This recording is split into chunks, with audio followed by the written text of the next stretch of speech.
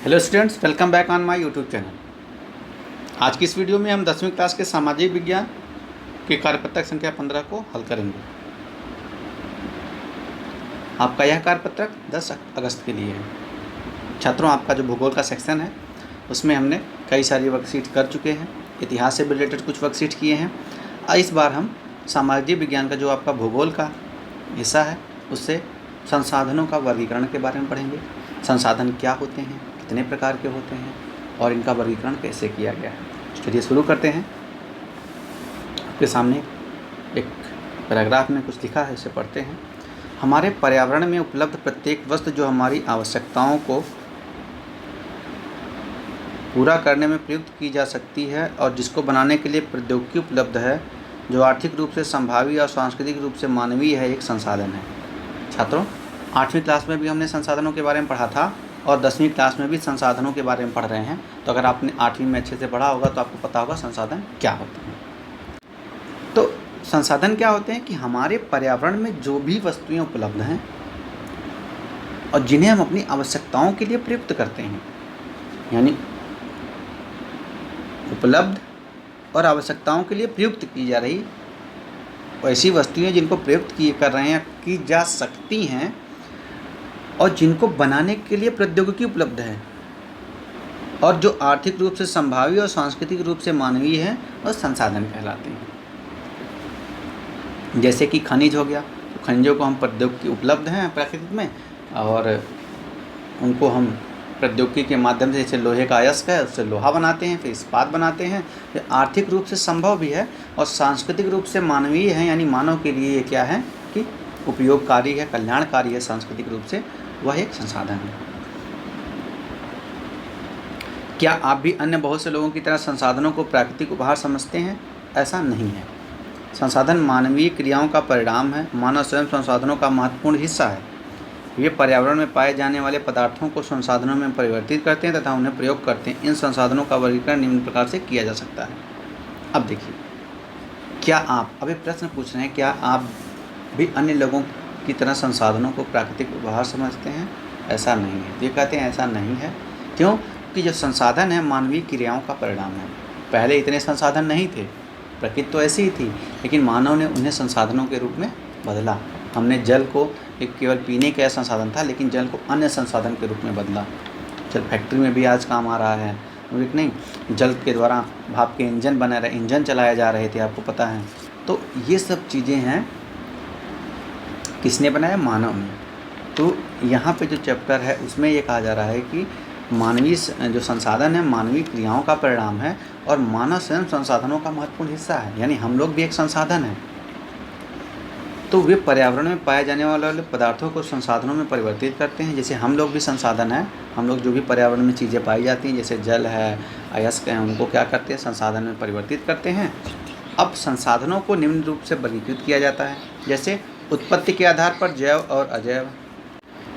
तो जैव और अजैव, जैव मतलब जो जैविक जीवित हैं, अजैव मतलब जो निर्जीव हैं। समाप्य के आधार पर, यानी समाप्त क्या कभी होंगे? तो नवीकरणीय योग और अनवीकरणीय। नवीकरणीय योग समाप्त नहीं होते, अनवीकरणीय योग समाप्त हो जाते हैं। स्वामित्व के आधार पर व्यक्तिगत, सामुदायिक, राष्ट्रीय और अंतर्राष्ट्रीय। अब देखिए, कुछ संसाधन स्वामित्ववाद, व्यक्तिगत मतलब जैसे आपका हमारा, जैसे मोबाइल आपका है तो आपका व्यक्तिगत संसाधन हो गया। सामुदायिक, मान लीजिए कोई गांव है और गांव का तालाब है तो सामुदायिक हो गया। राष्ट्रीय, देश का, वैसे देश के हवाई जहाज़ वो देश के हैं, जो अड्डे हैं, बस जो सेना है, सेना की जो तोपें हैं, तो मतलब ऐसे बहुत सारी चीज़ें हैं, जो सरकारी ऑफिस हैं, वो राष्ट्रीय संसाधन है। और कुछ अंतर्राष्ट्रीय, जैसे मान लीजिए समुद्र में कुछ दूरी के बाद वो अंतर्राष्ट्रीय संसाधन हो जाता है। तो वैसे बहुत सारी ऐसी संसाधन हैं जो अंतर्राष्ट्रीय भी होते हैं। अब विकास के स्तर के आधार पर संभावी संसाधन होते हैं, विकसित हैं, भंडार और संचित कोष होते हैं। देखिए, अब संसाधन का विकास कैसा होगा? एक संभावी संसाधन हो सकते हैं, यानी संभावना है कि इसको हम संसाधन में तब्दील कर सकते हैं, बदल सकते हैं।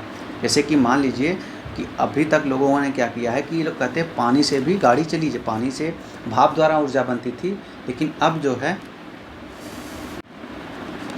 तो ऐसे ही जैसे जल है, जल से मान लीजिए कि जल से पेट्रोल की तरह जैसे गाड़ी चलने लगे, तो अभी और भी जल के संभावित संसाधन के रूप में परिवर्तित किया जा सकता है।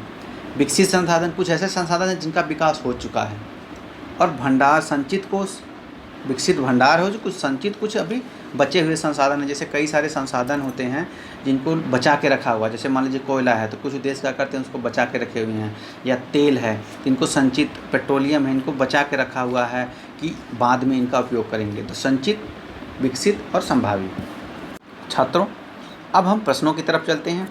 देखिए आगे हमें यहाँ पे संसाधनों के प्रकार दिए गए हैं। तो पहले हम दो प्रकार के होते हैं, प्राकृतिक और मानवीय। अब प्राकृतिक संसाधनों में आते हैं। यहाँ हमने आपका जो चैप्टर था, चैप्टर को ही पूरा निकालिए, चूँकि वहाँ पे पिक्चर्स थोड़ा साफ नहीं थी। देखिए संसाधन क्या है, प्राकृतिक और मानवीय।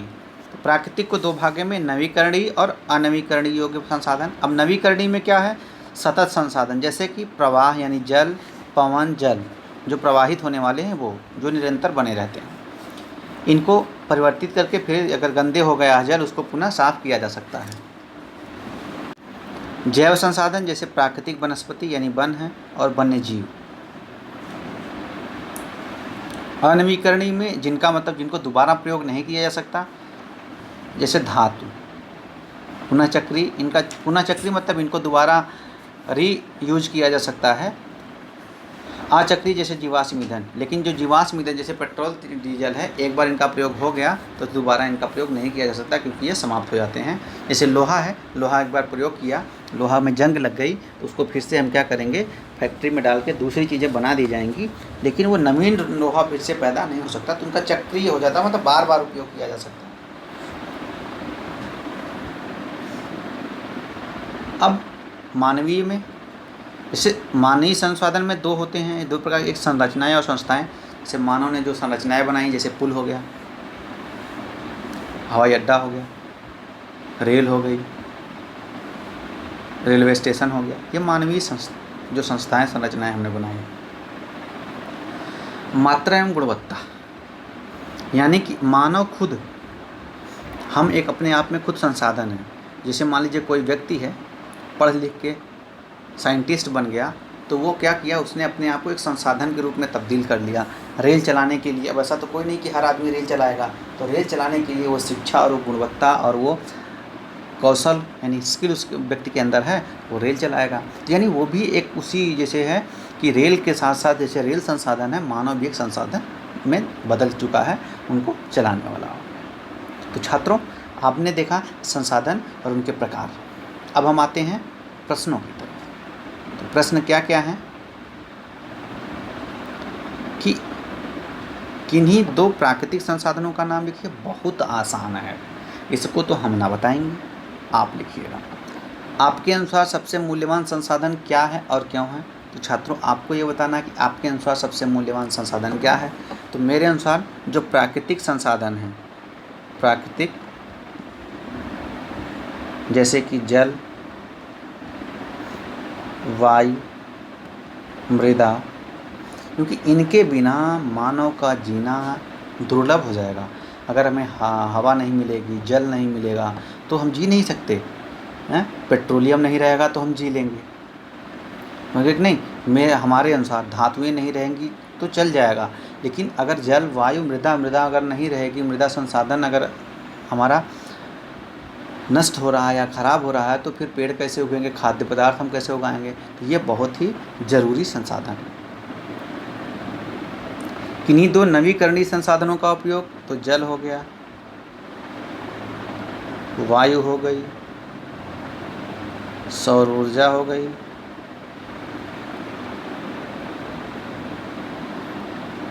दो लिखना था, हमने 3 लिख दिया। चौथा है वन्य जीव को संसाधन के रूप में क्यों माना जाता है? कि वन्य जीव भी प्रकृति प्रदत्त हैं और यह मानव जीवन के हमारे उपयोग में आते हैं। आपको पता है, देखेंगे संसाधन के बारे में अगर परिभाषा पढ़ेंगे तो क्या है कि पर्यावरण में उपलब्ध प्रत्येक वस्तु जो हमारी आवश्यकता को पूरा करने में प्रयुक्त की जा सके।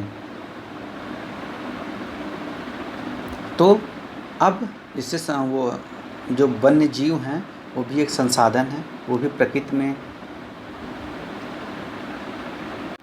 विभिन्न प्रकार की क्रियाएं करके हमारे लिए उपयोगी होते हैं। जैसे वन्य जीवों से ही हम बहुत सारी चीज़ें प्राप्त करते हैं, जैसे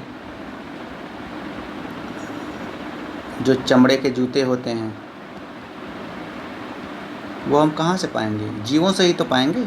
यानी उनको हमने जीव मर गए, प्रौद्योगिकी का प्रयोग करके उनको आर्थिक संसाधन के रूप में हमने बदल दिया। ऐसे जीवों से, जैसे मांस लोग खाते हैं, अंडे खाते हैं, तो ये सब हमें कहाँ से मिलेगा? जीवों से ही मिलता है ना। तो ये जो जीव हैं ये भी हमारे लिए संसाधन।